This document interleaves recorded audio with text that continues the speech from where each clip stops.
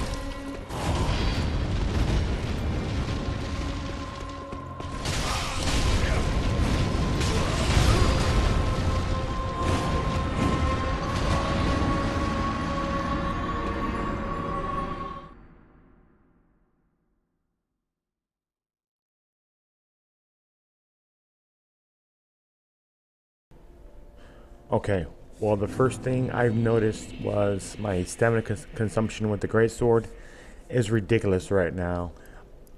It won't be as effective until we get enough stamina to actually use it effectively. Basically, I can swing once before I'm completely whiffed. So I decided to change my weapon here, go with the claymore, something that's a little more stamina friendly. For the simple reason that this boss is extremely aggressive.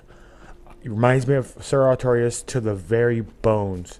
The only thing I think the new Lundo Kings have familiar with this boss is the additive of ads or extra NPC humanoid participants, which I've noticed in this, the first time, that it seems like every other Abyss Watcher who spawns attacks the other Abyss Watchers. As you can see, he's extremely aggressive. He has the long gap closing spin like Artorias did. He also has a medium range poke. You can see to where if you basically space yourself out enough to where you can get him to go for the poke or the long spin. The poke is a little harder to dodge because it has a better reach and he comes at you a lot quicker than the spin does. So I suggest keeping halberd area close enough to where he doesn't charge you, or if you're going to space completely out. I also, if you haven't noticed, with the ad, I pulled the ad completely away, so the actual Abyss Watcher boss stood there and didn't do anything until the third one spawned. Now the third one is attacking the Abyss Watcher, and this gives you free hits, but be careful because the other one will attack you, and if you attack him, he will turn his attention towards you. Now the Abyss Watcher is very straightforward. If you like to block only the attacks you need to block, or the attacks you missed avoiding. If you roll at the last second. If you roll too early, he'll hit you, and always roll to his left hand side. His attacks are coming from the left, going to the right, and it seems like, just like the Artorias, if you were to roll before the swing, it would hit you, so you have to roll as the swing is actually coming towards you. As you can see, he has a couple interesting leaps. He has that huge front flip thing that you just did. Roll either direction at the last second, and you can punish him. Him being a humanoid, he has a lot of recovery frames in certain moves, like the spinning or the flipping sword slam. There's a lot of recovery. The actual glide there, he has quite, he reacts quickly from it, so his recovery speed is rather quick from that. So don't try to punish him there. Punish him on his flips and his spins. Another thing you'll notice, the flame, when he throws it out, if you're caught in the flame as he swings the sword and the sword doesn't actually hit you, the fire will still hit you, so you need to be careful. There goes his other slam. That one's probably the most easiest one to avoid because you see it coming, you roll towards him at the last second, you can get a couple hits in, or even a backstab. I've seen people parry this guy to death, which I find extremely cool. I'm not that good at parrying yet, but as you can see, he's not that bad of a boss if you take your time and dodge at the right time, or block what you can block. I wouldn't block none of his slams, because his slams do a lot of stamina damage, so you don't want to get caught, because if he catches you with a full combo, you're gonna die, as you've seen in the first challenge of him. We see another area coming up, but we also have where we killed the Crystal Sage we need to explore before we move further here. So I hope you guys enjoyed this boss battle. It was extremely exciting for me. It felt so good to kill him, and so nostalgic. But guys, I'm gonna call it here. Make sure you guys check all the links in the description. Like, comment, and subscribe. Peace out, guys. See you next time.